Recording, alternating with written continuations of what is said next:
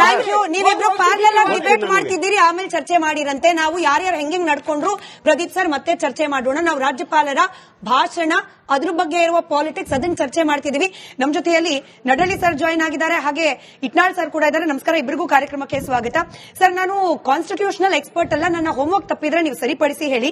176 ಹಾಗೆ 163 ವಿಧಿಯ ಅನುಚ್ಛೇದದ ಉಲ್ಲಂಘನೆ ಮಾಡಿದ್ದಾರೆ ಅನ್ನೋದು ಕಾಂಗ್ರೆಸ್ ಪಕ್ಷದ ಆರೋಪ ಆಗಿರೋದು. ರಾಜ್ಯಪಾಲರು ವರ್ಷದ ಮೊದಲ ಅಧಿವೇಶನಕ್ಕೆ ಹಾಜರಾಗಬೇಕು, ಅದು ಅವರ ಸಂವಿಧಾನಿಕ ಕರ್ತವ್ಯ. ಹಾಜರಾಗಿದ್ದಾರೆ. ಜಂಟಿ ಸದನವನ್ನ ಉದ್ದೇಶಿಸಿ ಮಾತನಾಡಿದ್ದಾರೆ. ಹಾಗೆ ಈ ಅಧಿವೇಶನದ ಅವಧಿಯನ್ನ ನಿಗದಿ ಮಾಡಬೇಕು, ಮಾಡಿದ್ದಾರೆ. ಅವರ ಭಾಷಣ ಟೇಬಲ್ ಆಗಬೇಕು, ಟೇಬಲ್ ಆಗಿದೆ. ಇಲ್ಲಿ ಉಲ್ಲಂಘನೆ ಆಗಿರೋದು ಯಾವುದು? ಪೂರ್ಣ ಪ್ರಮಾಣದ ಭಾಷಣ ಮಾಡಲೇಬೇಕು ಅನ್ನೋದು ಸಂವಿಧಾನದ ಯಾವ ಆರ್ಟಿಕಲ್ ನಲ್ಲಿ ಬರೆಯಲಾಗಿದೆ, ಅದನ್ನ ಹೇಳಿ. ಈಗ ನಾನು ಸಂವಿಧಾನದ ನಿಮ್ಮ ಸೆಕ್ಷನ್ಗಳಿಗೆ ಹೋಗೋದಿಲ್ಲ, ಯಾಕಂದ್ರೆ ನಿಮ್ಮ ವೀಕ್ಷಕರಿಗೆ ನಾವು ಕರ್ನಾಟಕ ರಾಜ್ಯದಲ್ಲಿ ಸ್ವಾತಂತ್ರ್ಯ ನಂತರ ಅನೇಕ ಸರ್ಕಾರಗಳು ಬಂದಿದೆ, ಅನೇಕ ರಾಜ್ಯಪಾಲರುಗಳು ಬಂದಿದ್ದಾರೆ. ರಾಜ್ಯಪಾಲರ ಹುದ್ದೆ ಅಂತಕ್ಕಂಥದ್ದು ಒಂದು ಸಂವಿಧಾನಿಕವಾದಂಥ ಗೌರವವಾದಂಥ ಹುದ್ದೆ. ಅದು ಅವ್ರನ್ನ ಜಂಟಿ ಅಧಿವೇಶನಕ್ಕೆ ಗೌರವಯುತವಾಗಿ ಕರೆದುಕೊಂಡು ಬಂದು ಅವ್ರನ್ನ ಗೌರವಯುತವಾಗಿ ಕಳಿಸಬೇಕಾಗಿರ್ತಕ್ಕಂಥದ್ದು ಆಡಳಿತ ಪಕ್ಷದ, ಅದರಲ್ಲೂ ವಿಶೇಷವಾಗಿ ಎಲ್ಲಾ ಶಾಸಕರ ಕರ್ತವ್ಯ ಆಗಿದ್ರು ಕೂಡ ಆಡಳಿತ ಪಕ್ಷದ ಕರ್ತವ್ಯ ಬಹಳ ದೊಡ್ಡದಿರ್ತದೆ. ರಾಜ್ಯಪಾಲರಿಗೆ ಸರ್ಕಾರದ ಯೋಜನೆಗಳೇನು, ಸರ್ಕಾರದ ಗುರಿಗಳೇನು ಅನ್ನೋದನ್ನ ಅವರು ಭಾಷಣವನ್ನ ಬರೆದುಕೊಡ್ತಕ್ಕಂಥದ್ದು ಪದ್ಧತಿ. ಅದನ್ನ ಅವರು ಸರ್ಕಾರದ ಮುಂದಿನ ಈ ಒಂದು ರಾಜ್ಯದ ಹಿತದೃಷ್ಟಿಯಿಂದ ಏನು ಯೋಜನೆಗಳಿದೆ ಅನ್ನೋದನ್ನ ಹೇಳ್ತಾರೆ ಭಾಷಣದಲ್ಲಿ. ಅದು ನಡ್ಕೊಂಡು ಬಂದಿರತಕ್ಕಂಥ ಪದ್ಧತಿ. ಆದ್ರೆ ದುರದೃಷ್ಟ ಏನು ಅಂದ್ರೆ, ರಾಜ್ಯ ಸರ್ಕಾರ, ಕೇಂದ್ರ ಸರ್ಕಾರ ತಂದಿರತಕ್ಕಂಥ ಕೆಲವು ಕಾಯ್ದೆಗಳನ್ನ ಮತ್ತು ಯೋಜನೆಗಳನ್ನ ರಾಜಕೀಯ ಭಾಷಣವನ್ನ ರಾಜ್ಯಪಾಲರ ಮೂಲಕ ಮಾಡಿಸಬೇಕು ಅನ್ನುವಂಥ ಏನೊಂದು ಷಡ್ಯಂತ್ರ ಇತ್ತು, ಅದರ ಗುರಿಯನ್ನ ಇವತ್ತು ಕಾಂಗ್ರೆಸ್ ಪಕ್ಷ ಹೊಂದಿತ್ತು. ಅದನ್ನು ಅವರು ವಿರೋಧ ಮಾಡಿರ್ತಕ್ಕಂಥದ್ದು. ಅದನ್ನು ಈ ರೀತಿಯಾದಂಥ ಭಾಷಣವನ್ನು ಮಾಡ್ಲಿಕ್ಕೆ ಆಗೋದಿಲ್ಲ ಅಂತಕ್ಕಂಥ ಅಸಮಾಧಾನವನ್ನ ವ್ಯಕ್ತಪಡಿಸಿದ್ರು ಅಂತಕ್ಕಂಥ ಅಭಿಪ್ರಾಯ ಈಗಾಗಲೇ ನಾವು ಮಾಧ್ಯಮಗಳಲ್ಲಿ ಹಿಂದೆನೂ ಕೂಡ ನೋಡಿದ್ದೇವೆ. ಆದರೂ ಕೂಡ ರಾಜ್ಯಪಾಲರು ತಮ್ಮ ಸಂವಿಧಾನಿಕ ಕರ್ತವ್ಯವನ್ನ ನಿರ್ವಹಣೆ ಮಾಡೋದ್ರ ಜೊತೆಗೆ ಅವರು ಭಾಷಣವನ್ನ ಮಾಡದೆ ತಮ್ಮ ಏನು ಮಾತುಗಳನ್ನು ಹೇಳಬೇಕಾಗಿತ್ತು ಗೌರವಯುತವಾಗಿ ಹೇಳಿ ಅವರು ಹೋಗಿದ್ದಾರೆ.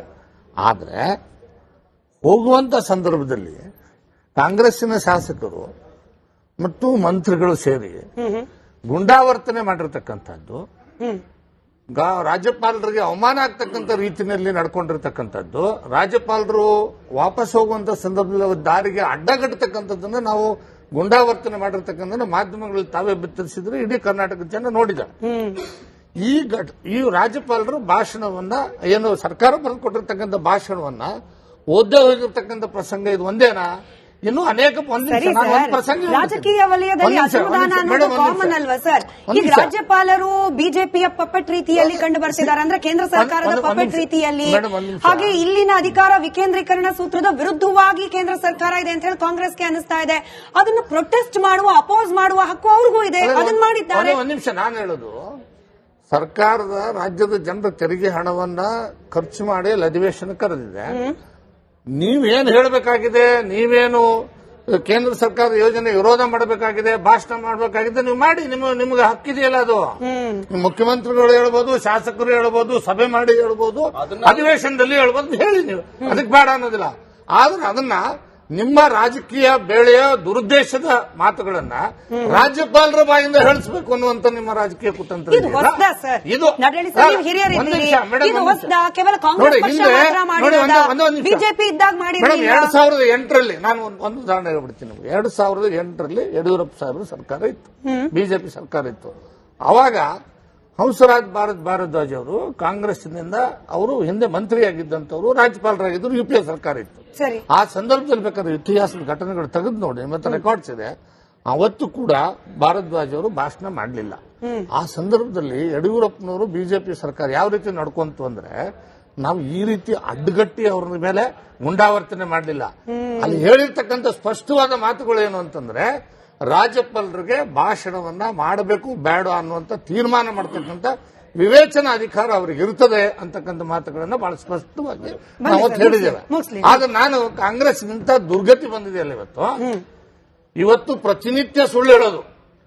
ಸುಳ್ಳು ಹೇಳೋದ್ರ ಜೊತೆಗೆ ತಾವು ಹೇಳೋದಲ್ಲದೆ ರಾಜ್ಯಪಾಲರಿಂದ ಹೇಳಿಸ್ಬೇಕು ಅನ್ನುವಂತ ಏನದು ಕೆಟ್ಟ ಆಲೋಚನೆ ಇದೆಯಲ್ಲ, ಇದರಿಂದ ಕಾಂಗ್ರೆಸ್ ಹೊರಗಡೆ ಬರಬೇಕು. ಬಿಜೆಪಿಗೆ ಮತ್ತು ಯಾವ ಶಾಸಕರು ಗುಂಡಾವರ್ತನೆ ಮಾಡಿದ್ದಾರೆ ಅವ್ರ ಮೇಲೆ ಕ್ರಮ ಆಗಬೇಕು ಅಂತ ಹೇಳಿ ಸರ್. ಗೂಂಡಾವರ್ತನೆ ಮಾಡಿದ್ದಾರೆ ಅನ್ನೋ ಆರೋಪ, ಜೊತೆಗೆ ರಾಜ್ಯಪಾಲರ ಬಾಯಲ್ಲಿ ಸುಳ್ಳು ಹೇಳಿಸ್ಲಿಕ್ಕೆ ಹೊರಟರು ಅನ್ನೋ ಆರೋಪ ಬಿಜೆಪಿ ಕಡೆಯಿಂದ. ಅದಕ್ಕೆ ನಾಗರಾಜ್ ಯಾದವ್ ಅವರು ಕೌಂಟರ್ ಕೊಡ್ಲಿ. ಅದಕ್ಕೆ ಮುಂಚೆ ಇಟ್ನಾಳ್ ಸರ್, ನಾನು ನಡಳಿ ಸರಿ ಕೇಳಿದ ಪ್ರಶ್ನೆಯನ್ನು ನಿಮಗೆ ರಿಪೀಟ್ ಮಾಡ್ತೀನಿ. ಎಲ್ಲಿ ಉಲ್ಲಂಘನೆ ಆಯ್ತು? ಬಂದ್ರು, ಭಾಷಣ ಮಾಡಿದ್ರು, ಭಾಷಣ ಟೇಬಲ್ ಆಯ್ತು, ಚರ್ಚೆಗೆ ಅವಕಾಶ ಇದೆ. ಇಲ್ಲಿ ಉಲ್ಲಂಘನೆ ಆಗಿದ್ ಯಾವುದು ಅಂತ ಹೇಳಿ ಅವರ ಕರ್ತವ್ಯ, ಅವರ ಉತ್ತರ ಕೊಡ್ಲಿ.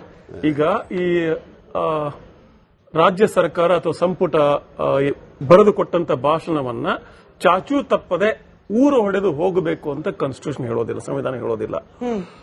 ಆದರೆ ಅದನ್ನ ಸದನದ ಜಂಟಿ ಸದನವನ್ನು ಅಡ್ರೆಸ್ ಮಾಡುವಾಗ ರಾಜ್ಯಪಾಲರು ಈ ಭಾಷಣ ತಪ್ಪು ಅಂತೂ ಹೇಳಿಲ್ಲ. ಅವರು ತಮಗೆ ಸರಿ ಅನಿಸಿದ ಅಥವಾ ತಮಗೆ ಸೂಕ್ತ ಅನಿಸಿದ ಒಂದು 4-6 ಸಾಲುಗಳನ್ನ ಹೇಳಿ ಹೊರಟುಬಿಟ್ರು. ಆಫ್ಟರ್ ಟೇಬಲಿಂಗ್ ದ ಸ್ಪೀಚ್, ಇವತ್ತು ಅಫಿಷಿಯಲ್ ರೆಕಾರ್ಡ್ ನಮ್ಮ ಹತ್ರ ಇದೆ ಅಂದ್ರೆ it is as good as delivered, it is deemed delivered. ಆದ್ರೆ ಇಲ್ಲಿ ಏನಾಗಿದೆ ಅಂದ್ರೆ ಸ್ಮಿತಾ, ಬಿಜೆಪಿ ಒಂದು ಗೂಗ್ಲಿಗೆ ಕಾಂಗ್ರೆಸ್ಗೆ ಏನ್ ಬ್ಯಾಟಿಂಗ್ ಮಾಡಬೇಕು ಗೊತ್ತಾಗ್ತಾರೆ. It's googly. ಇದು ನಮ್ಮ ರೇಷ್ಮೆ ಅವ್ರು ಹೇಳ್ತಿದ್ರಲ್ಲ, ಪಾರ್ಟಿ ಪಾಲಿಟಿಕ್ಸ್, ಪಾರ್ಟಿಸನ್ ಪಾಲಿಟಿಕ್ಸ್. ಇದು ಎಂ ಎನ್ ರಾವ್ ಹೇಳ್ತಿದ್ರು, ರೇಷ್ಮೆ ಅವ್ರಿಗೆ ಗೊತ್ತಿರ್ತದೆ. Political parties will never think of welfare of people. They are only interested in party politics. ರಾಜಕೀಯ ಪಕ್ಷಗಳು ಪಕ್ಷ ರಾಜಕಾರಣ ಮಾತ್ರ ಮಾಡ್ತವೆ ಅಂತ ಹೇಳಿ ಏನಾಗಿದೆ ಇಲ್ಲಿ. ಲೆಟ್ಸ್ ಟೇಕ್ ಇದು ಮೂಲ ಏನು, ಮನ್ರೇಗಾ ಮತ್ತು ವಿಬಿಜಿ ರಾಮ್ಜಿ. ಮನ್ರೇಗಾನ ವಿಬಿಜಿ ರಾಮ್ಜಿ ಯಾಕೆ ಮಾಡಿದ್ರು, ಅಥವಾ ವಿಕಸಿತ ಭಾರತ ಗ್ರಾಮ ಯೋಜನೆ ಅಂತ ಯಾಕೆ ಅನ್ಲಿಲ್ಲ, ಅಲ್ಲಿ ರಾಮ ತಂದೆ ಯಾಕಿಟ್ರು? That's a political move definitely. ಇದನ್ನ ವಿರೋಧ ಮಾಡಬೇಕು ಅಂತ ಕಾಂಗ್ರೆಸ್ ವರ್ಕಿಂಗ್ ಕಮಿಟಿಯಲ್ಲಿ ಒಂದು ಡಿಸಿಷನ್ ತಗೊಳ್ತಾರೆ. What is it? It is political. ಈ ಪೊಲಿಟಿಕಲ್ ಆಮೇಲೆ ಮೊನ್ನೆ ಖರ್ಗೆ ಅವರು ಹೇಳಿದ್ರಲ್ಲ ಗುಲ್ಬರ್ಗಾದಲ್ಲಿ, ನೀವು ಕಾಂಗ್ರೆಸ್ ನಾಯಕರು ನೀವು ನಿಮ್ಮ ಅಧಿಕಾರ ತಿಕ್ಕಾಟದಲ್ಲಿ ಬ್ಯುಸಿ ಆಗಿಬಿಟ್ಟಿದ್ರಿ, ಇದು ನರೇಗಾ ಬಗ್ಗೆ ಹೋರಾಟ ರೂಪಿಸಿದ್ರು ಹಾಗೆ ಅಂತ ಹೇಳಿದ್ರಲ್ಲ.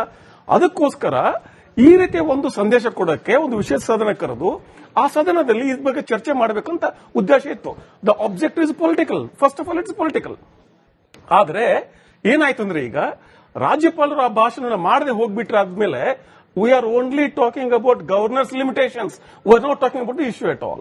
ಇದು ಬಿಜೆಪಿ ಗೂಗ್ಲಿ. ಇದು ಈ ನರೇಗಾ ಬಗ್ಗೆ ವಿಬಿಜಿ ರಾಮ್ಜಿ ಬದಲಾಗಿ ಗವರ್ನರ್ ಬಗ್ಗೆ we are talking that the headline has shifted. ವಿಷಯಾಂತರ ಆಗ್ಬಿಡ್ತಲ್ಲ, ಹೆಡ್ಲೈನ್ has shifted. ಹಾಗೇನೆ ನಮ್ಮ ನಡಹಳ್ಳಿ ಸಾಹೇಬ್ ಹೇಳ್ತಿದ್ರಲ್ಲ, ನಾವು ಬಹಳ ಗೌರವಯುತವಾಗಿ ಮಾತಾಡಿದ್ವಿ ಹಂಸರಾಜ್ ಭಾರದ್ವಾಜ್ ಬಗ್ಗೆ. ಈಶ್ವರಪ್ಪನವರು ಮಾತಾಡಿದ ಸಾರ್ವಜನಿಕವಾಗಿ ಪ್ರೆಸ್ ಕಾನ್ಫರೆನ್ಸ್ ಅಲ್ಲಿ ಮಾತಾಡಿದ ಮಾತುಗಳನ್ನ ನೆನಪಿಸ್ಕೊಂಡ್ರೆ ಯಾರ ಬಗ್ಗೆನೂ ಮಾತಾಡಬಹುದು. ಆತರ ಮಾತಾಡ್ತಿದ್ರು ಆ ಮನುಷ್ಯ. ಏಕವಚನದಲ್ಲಿ ಮಾತಾಡ್ತಿದ್ರು ಹಂಸರಾಜ್ ಭಾರದ್ವಾಜ್, ಈಶ್ವರಪ್ಪ ಆಗಿನ ಉಪಮುಖ್ಯಮಂತ್ರಿ. So this happened.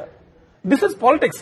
ಹಾಗೇನೆ ಇವತ್ತು ಅನೇಕ ಬಾರಿ ಅನೇಕ ಜನ ಹೇಳಿದ್ರಲ್ಲ, ಈ ಕೇಂದ್ರದ ಏಜೆಂಟರ್ ತರ ವರ್ತಿಸ್ತಿದ್ದಾರೆ ರಾಜ್ಯಪಾಲರು ಅಂತ ಹೇಳಿ. He is suppose to be the agent of the centre. Governor is appointed by whom? ಒಂದು ನಿಮಿಷ ಮುಗಿಸ್ತಾನೆ ನಾಗರಾಜ್. ಅವ್ರು ಯಾರು? He is appointed by the president of India upon advice of the council ministers of union of India. ಈಗ elected government ಇಲ್ಲಿ ಇರುವಾಗ governor ಯಾಕೆ ಬೇಕು? Why the centre has to appoint? There has to be somebody to represent the centre. He is the link between the state and the centre. Constitution ಅಧ್ಯಯನ ಮಾಡಿದ್ರೆ ಗೊತ್ತಿರ್ತದೆ ಇದು. Is suppose to be governor's office is the link between the state and the centre. ಇವರಿಗೆ ಅವ್ರ agent ತರ ಕಾಣೋದು, ಅವ್ರಿಗೆ ಇವರು ಹೆಡ್ ಆಫ್ ದ ಗವರ್ಮೆಂಟ್ ತರ ಕಾಣೋದು, it's is all political perspective. ನೀವು ಆಚೆ ಕಡೆ ನಿಂತು ನೋಡಿದ್ರೆ ಹೀಗೆ ಕಾಣುತ್ತೆ, ಈಚೆ ಕಡೆ ನೋಡಿದ್ರೆ ಹಾಗೆ ಕಾಣುತ್ತದೆ. So it's about perspective. But eventually what has happened is, for the BJP's googly, Congress doesn't know how to bat. ಏನ್ ಬ್ಯಾಟಿಂಗ್ ಮಾಡ್ಬೇಕೀಗ? ಇದೇ ಪ್ರಶ್ನೆ ಸರ್, ಇದು ಅಂದ್ರೆ ಇದೇ ಪ್ರಶ್ನೆಯನ್ನ ನಾನು ಕಾಂಗ್ರೆಸ್ ವಕ್ತಾರರಿಗೆ ಕೇಳಬೇಕಾಗಿತ್ತು. ಆದ್ರೆ ನೀವು ಬಿಜೆಪಿಯ ಗೂಗ್ಲಿ ಅಂದ್ರೆ ನಾನು ಇದನ್ನ ಸಾಂವಿಧಾನಿಕ ಐ ಡೋಂಟ್ ನೋ, ಗವರ್ನರ್ ವಿಚಾರದಲ್ಲಿ ಇದನ್ನ ಬಳಸಬಹುದು. ನಾಗರಾಜ್ ಯಾದವ್ ಹತ್ರ ಒಂದು ಬಿಜೆಪಿಯಿಂದ ನಿಮ್ ಪೂರ್ವಕವಾಗಿ ಹೇಳ್ತೀನಿ, ಸಪೋರ್ಟಿವ್ ಆಗಿ ಹೇಳ್ತೀನಿ. ಸಮಾಧಾನ ಈ ಗವರ್ನರ್ಗಳು ಅಂತ ಬಂದಾಗ ಮೋದಿ ಸರ್ಕಾರದ ನೇಮಕ ಆಗಿರೋ ಗವರ್ನರ್ಗಳ ಪೈಕಿ ಇಬ್ರು ಬಹಳ ವಿವಾದಗ್ರಸ್ತ ಗವರ್ನರ್ಗಳು. ಒಬ್ರು ವೆಸ್ಟ್ ಬೆಂಗಾಲ್ ಗವರ್ನರ್, ಒಬ್ರು ತಮಿಳುನಾಡು ಗವರ್ನರ್. ಒಂದು ನಿಮಿಷ, West Bengal governor retired IAS officer, ಇವ್ರು ರಿಟೈರ್ಡ್ IPS ಆಫೀಸರ್ ತಮಿಳುನಾಡಿನವರು. ಬರೀ IPS ಅಲ್ಲ, ಅಜಿತ್ ದೋವಲ್ ಕೈ ಕೆಳಗೆ ಡೆಪ್ಟಿ ಸೆಕ್ಯೂರಿಟಿ ಅಡ್ವೈಸರ್ ಕೆಲಸ ಮಾಡಿ ಬಂದರು. ಬರೀ ರಾ, ಇಂಟೆಲಿಜೆನ್ಸ್, CBI ಅಲ್ಲೇ ಕೆಲಸ ಮಾಡಿ ಬಂದಿರೋರು ಅಲ್ಲಿದ್ದಾರೆ. ಇವರು IAS officer doctor C V Anand Bose ಅಂತ ಅಲ್ಲಿದ್ದಾರೆ. ಅಲ್ಲಿ ಮುಖ್ಯಮಂತ್ರಿ ಹಂಗೆ, ರಾಜ್ಯಪಾಲರು ಹಂಗೆ, ದಿನನಿತ್ಯ ಇಬ್ರು ಕಾಲ್ ಕರ್ ಜಗಳ ಕಾಯ್ತಾ ಇರ್ತಾರೆ. ಏನ್ ಮಾಡಿದ್ರು ಕೂಡ ದುರ್ಬೀರ್ ಹಾಕೊಂಡು ನೋಡ್ತಿರ್ತಾರೆ. ನೇರವಾಗಿ ಪತ್ರಿಕಾಗೋಷ್ಠಿಯಲ್ಲಿ ಹೇಳಿಕೆ ಕೊಡ್ತಾ ಇರ್ತಾರೆ ಅಥವಾ ಟ್ವಿಟರ್ ನಲ್ಲಿ ಇದು ಮಾಡ್ತಾ ಇರ್ತಾರೆ. ಇವರಂತೂ 3 ಸತತ ಹ್ಯಾಟ್ರಿಕ್ ಮಾಡಿಬಿಟ್ರು, 3 ಸಾರಿ ವಾಕೌಟ್ ಮಾಡಿದ್ರು ಸದನದಿಂದ ಭಾಷಣ ಮಾಡಲಿಕ್ಕೆ ಬಂದು. ಕರ್ನಾಟಕ ರಾಜ್ಯಪಾಲರು ಸಾಕಷ್ಟು ಸಂಯಮ, ತಾಳ್ಮೆ ಮತ್ತು ಘನತೆಯಿಂದ ವರ್ತಿಸ್ತಾ ಬಂದಿದ್ದಾರೆ. ಅವ್ರು ಕಲಿಸಿದ ಡ್ರಾಫ್ಟ್ ಅವ್ರಿಗೆ ಇಷ್ಟವಾಗದಿದ್ದಾಗ ಕಾನೂನು ಸಚಿವರನ್ನು ಕರೆಸ್ಕೊಂಡ್ಬಿಟ್ಟು ಹೇಳಿದ್ದಾರೆ, ನನಗೆ ಈ 11 ಪ್ಯಾರ ಓದೋಕೆ ಕಷ್ಟವಾಗುತ್ತೆ, ನನಗದು ಸರಿ ಅನ್ಸಲ್ಲ. ಯಾಕಂದ್ರೆ ನಾನು ಪ್ರತಿನಿಧಿಸಿದವರು ರಾಷ್ಟ್ರಪತಿಗಳು ಪ್ರತಿನಿಧಿಸಿದ ರಾಷ್ಟ್ರಪತಿಗಳು ಸರ್ಕಾರಿ ರಾಷ್ಟ್ರಪತಿಗಳು ಅಂಕಿತ ಹಾಕಿದ ವಿಬಿಜಿ ರಾಮ್ಜಿ ಕಾಯ್ದೆ ಬಗ್ಗೆ ತಕರಾರುಗಳಿದ್ರೆ ಅದು ಸಂವಿಧಾನಕ್ಕೆ ವಿರೋಧವಾಗಿದೆ ಅಂದ್ರೆ ಸುಪ್ರೀಂ ಕೋರ್ಟ್ ಅಲ್ಲಿ ಹೋರಾಟಕ್ಕೆ ಎಲ್ರಿಗೂ ಅವಕಾಶ ಇದೆ. ರಾಜ್ಯ ಸರ್ಕಾರಕ್ಕೆ ಅಷ್ಟೇ ಅಲ್ಲ, ಒಬ್ಬ ಪ್ರಜೆ ಕೂಡ ಹೋಗಬಹುದು. ಆದ್ರೆ ಅವ್ರಿಗೆ ಅಪತ್ಯವಾಗುವಂತ ಮಾತುಗಳು ಅವ್ರ ಬಾಯಿಂದ ಹೇಳಿಸೋದಿದೆ ಅಲ್ಲ. ಆಮೇಲೆ ರಾಜ್ಯ ಮತ್ತು ಕೇಂದ್ರದಲ್ಲಿ ಯಾವಾಗಲೂ ಒಂದೇ ಪಕ್ಷದ ಸರ್ಕಾರಗಳಿಂದ ನಿರೀಕ್ಷೆ ಮಾಡೋದು ತಪ್ಪು. ಒಕ್ಕೂಟ ರಾಜ್ಯ ವ್ಯವಸ್ಥೆಯ ಸೌಂದರ್ಯವೇ ಅದು, ಯೂನಿಟಿ ಅಂಡ್ ಡೈವರ್ಸಿಟಿ ಅಲ್ವಾ. ಮುಖ್ಯಮಂತ್ರಿಗಳು ಯಾವ ರೀತಿ ಕೇಂದ್ರ ಸರ್ಕಾರದ ಜೊತೆ ವರ್ತಿಸ್ತಾ ಬಂದ್ಬಿಟ್ಟಿದ್ದಾರೆ. ಮೋದಿ ಅವರು ಬಂದ ಮೇಲೆ ರಾಷ್ಟ್ರೀಯ ಯೋಜನಾ ಆಯೋಗದ ಬದಲು ನೀತಿ ಆಯೋಗ ಅಂತ ಮಾಡಿದ್ರು. ಒಂದೇ ಒಂದು ನೀತಿ ಆಯೋಗ ಸಭೆಗೆ ಹೋಗೋದಿಲ್ಲ, ಬಯಸ್ತೀರಿ. ಆಮೇಲೆ ನೀವು ಆರ್ಥಿಕ ಸಚಿವರಾಗ್ಬಿಟ್ಟು ಆ GST ರಾಷ್ಟ್ರೀಯ ಮಂಡಳಿ ಅಲ್ಲಿ ಎಲ್ಲ ರಾಜ್ಯಗಳ ಆರ್ಥಿಕ ಸಚಿವರುಗಳು ಅದರ ಸದಸ್ಯರು, ಅದಕ್ಕೂ ಹೋಗಲ್ಲ, ಬೇರೆ ಯಾರನ್ನು ಕಳಿಸ್ತೀರಾ ನೀವು? ಈ ರೀತಿ ನೀವು ಸಂವಿಧಾನ ಮಾಡ್ಕೊಂಡ್ರೆ ಇಲ್ವಾ ಕೇಳಿ, ಅದು ಬಿಟ್ಟುಬಿಡಿ. GST ಕೌನ್ಸಿಲ್ ಬಗ್ಗೆ ಮಾತಾಡಿದ್ರೆ ಬೇರೆ ಡಿಬೇಟ್. ನಾನು ಬಹಳ ಗೌರವ ಕೊಟ್ಟಿದ್ದೀನಿ.